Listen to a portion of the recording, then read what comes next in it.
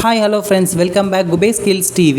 இன்றைக்கான ரெசிபி நம்ம சேனலில் என்ன பண்ண போகிறோம் அப்படின்னு பார்த்தீங்க அப்படின்னா, சம்மர் சீசன் ஸ்டார்ட் ஆகிருக்கிறதுனால வாட்டர்மெலன் மில்க் ஷேக் தாங்க நம்ம இன்றைக்கி மேக் பண்ண போகிறோம். ஸோ வாட்டர்மெலன் மில்க் ஷேக் எப்படி மேக் பண்ணலாம் அப்படின்ட்டு நம்ம வீடியோவை ஸ்டார்ட் பண்ணிடலாம் வாங்க.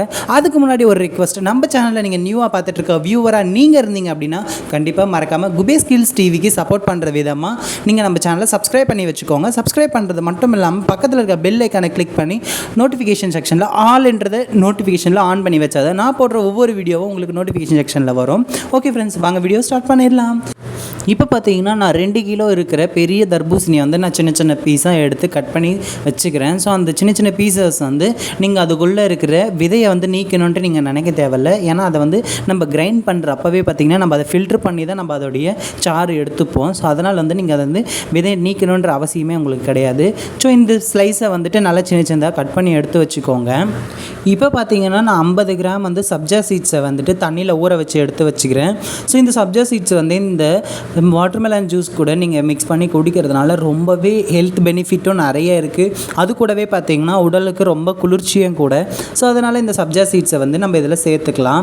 அடுத்து பார்த்திங்கன்னா நம்ம சின்ன சின்னதாக கட் பண்ணி எடுத்து வச்சுருக்கேன் இந்த தர்பூசணியை வந்து நம்ம என்ன பண்ணலாம் அப்படின்னா ஒரு மிக்ஸி ஜாரில் எடுத்து ஆட் பண்ணிக்கலாம். மிக்ஸி ஜாரில் ஆட் பண்ணி அதை வந்து நம்ம கிரைண்ட் பண்ணி எடுத்துக்கலாம். இப்போ பார்த்திங்கன்னா இந்த தர்பூசணியை நம்ம மிக்ஸி ஜாரில் போட்டு கிரைண்ட் பண்ணி எடுத்தாச்சு. அதை எடுத்து ஒரு பவுலில் மாற்றி அதை வந்து நம்ம ஃபில்ட்ரு பண்ணி எடுத்து வச்சுக்கலாம். ஃபில்ட்ரு பண்ணுறது மூலிமா பார்த்திங்க அப்படின்னா இதில் விதைகள் ஏதாச்சும் இருந்துச்சுன்னா கூட அதை ஃபில்ட்ரு பண்ணுறப்பவே வந்து அது வந்து வெளியே வந்துடும். ஸோ இப்போ பார்த்திங்கன்னா இது கூடவே பார்த்திங்கன்னா நல்லா காய்ச்சி எடுத்து வச்ச ஒரு 1/2 லிட்டர் பாலை வந்து நான் இதில் ஆட் பண்ணிக்கிறேன். அது கூடவே பார்த்திங்கன்னா தேவையான அளவுக்கு வந்து சுகரை ஆட் பண்ணிக்கிறேன். சுகரை ஆட் பண்ணிவிட்டு அது கூடவே பார்த்திங்க அப்படின்னா நான் வந்து காஞ்ச திராட்சைன்னு சொல்லுவாங்க இல்லையா, கருப்பு திராட்சையை வந்து நான் இதில் போட்டுக்கிறேன். ஒரு 10-15 கருப்பு திராட்சை இதில் போட்டு நல்லா மிக்ஸ் பண்ணிக்கிறேன். அது கூடவே பார்த்திங்க அப்படின்னா சப்ஜா சீட்ஸ் ஊறிடுச்சு. ஸோ சப்ஜா சீட்ஸ் ஊற வச்ச சப்ஜா சீட்ஸ் எடுத்து அதையும் இதில் போட்டு நல்லா மிக்ஸ் பண்ணி விட்டுக்கிறேன்.